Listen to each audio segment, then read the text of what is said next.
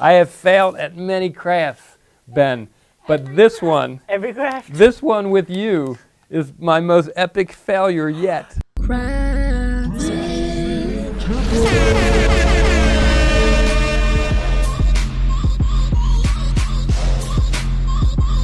Welcome to Crafting with Dean Stephen Tepper. I'm here with Ben Lyons, a student in the architecture program in our design school, and we are making gingerbread houses. So, architecture. So I'm going to take a cue from you. You probably immediately look at this and say, I can distinguish the walls from the roof. Is that true? Yes, definitely. Okay. So let's Okay. So you got the facades, you got the front and the back. Then we have the walls. Okay. Yep. With these little windows that are kind of like peace signs. Then we have, then we have. So the windows. No. This is a roof with there you bricks on it. Got it. Got it. That's what I you do see. for a roof. You just put bricks. See, that's why we got you here. I would have had Exactly. And then we have. a chimney. But what's this? That may be what distinguishes my house from yours, other than which candies we choose. Okay. Is where we place these two appendages. Yeah. So when you're constructing in architecture, how many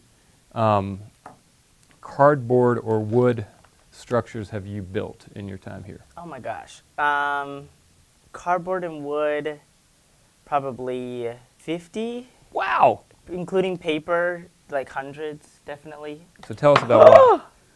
Beauty of the Concrete. show is the struggle. So when you're building your 50 plus cardboard and paper structures, are you ever tempted to eat them? No, but the best part, for me the best part, I think it's kind of controversial, a lot of students don't do it, is throwing them away.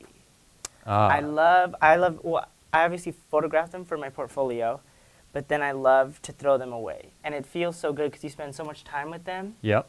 And then you just kind of... And then so some people keep them all on their shelves in A their lot of dorms, people, yeah, it's funny. apartments. Yeah, a lot of architecture students, you go to their apartment and they'll have a bookshelf full of all their models or boxes or all this stuff. And I'm like, no, I just need a picture of it and then it's gone. I don't know, maybe I'm not using enough glue.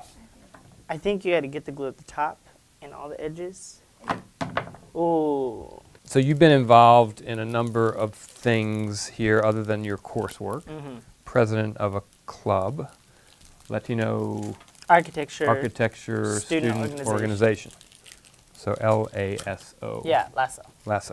So tell me about that organization. What do you guys do? Myself and Professor Claudio Vexstein and another student, Oriana, who's in my year, our sophomore year, we actually founded the club. Oh, so you were a founder. Yeah. So what did you think was missing? So you woke up one day and you're like, I think we need to create this organization because there wasn't a lot of representation for the large amount of Latino students that we had in the school, and we didn't have a very strong retention rate, so we bring in, we've done speaker series, we've brought in different people to present their work, we're hopefully doing some installation projects to really give our students like hands-on experiences that we don't always get. One of our big goals is to really create community and spaces for the Latino and minority students who sometimes we can get separated within the school and not feel like there's people around us that we can really relate to, which is super exciting for us. So, okay, so I have a deep and profound question for someone who is paying attention to the visual world. Okay. Do you think if you could take an inventory of every shape, that there'd be more circular shapes in the world or more linear shapes? Are there more lines or more circles? I think we would like to think that we live in a world of linear things. I think most of the things we do try to be linear. Oh, it's falling. It's coming down. So, okay, please capture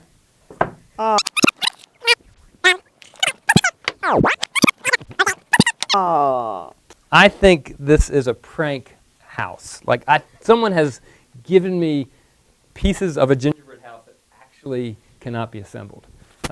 And I'm going to spend, this is like a Greek tragic mythological story, like Sisyphus who's rolling the boulder up the hill for eternity, or the guy that's in the big sea that every time he bends down to take a drink of water, the level of the water drops. Like, I'm going to be doing this for the rest of my life. I will never, ever assemble a successful gingerbread house, but I will always try. You can make a different shape. Heck yes. A-frame, here I come. All right.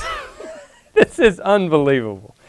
I have failed at many crafts, Ben, but this one, Every craft. this one with you is my most epic failure yet. Tell me a little bit about where you grew up. Yeah, I'm from Las Vegas and Reno, Nevada, Okay. which is a really interesting state to grow up in. I grew up in the two largest cities in the state, which is basically just a really, really large casino. So architecturally, the stuff I grew up with was neon lights and water fountains in the middle of the desert. Is there anything about that that you can find beauty in?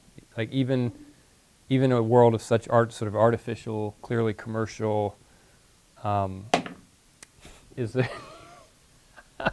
is there something beautiful about Las Vegas? Oh yeah, I think Las Vegas is a really, really weird city. It's kind of definitely borderline gross, but I think it has a lot of beauty in that it is so purposeful, so fake, I guess. Like, there's nothing like being in the middle of the desert and walking into the third story of a casino and seeing an Italian gondola. You know, Right. it's crazy. So it's the juxtaposition of the Yeah, unexpected. it's so weird. How are you thinking about how that all converges into Ben, the designer in the world? I think for me, I want to be kind of in those spaces where it's the relationship between architecture and policy and public policy. Okay. So working with cities, working more, definitely doing public projects. I would hopefully love to do. Like public buildings? Yeah, like Public art? Yeah, like government buildings or parks, schools. And I love architecture as an art and as a design and art form, but for me, I'm not the best at seeing it just as the sculptural piece of art, but how it really relates to everything around it and how it adds to its city or to its environment. Or Look at that. You know what that means? You're going to have to... I can't graduate. Yes. You're going to have to come back every day until you get that right. Exactly. I'm just going to go with probably just a box with no roof. Okay. This could also be like a really, really heavy magic carpet. It's going to be my centerpiece. Oh, you're not eating it. My I focal thought you were point. tired of building it. You're going to finally kind of, the piece of resistance was just to eat the candy. Mm-hmm. But no, you're still building. That's persistence. That's what we teach at the Herbert Institute. Here it is, Crafts with the Dean.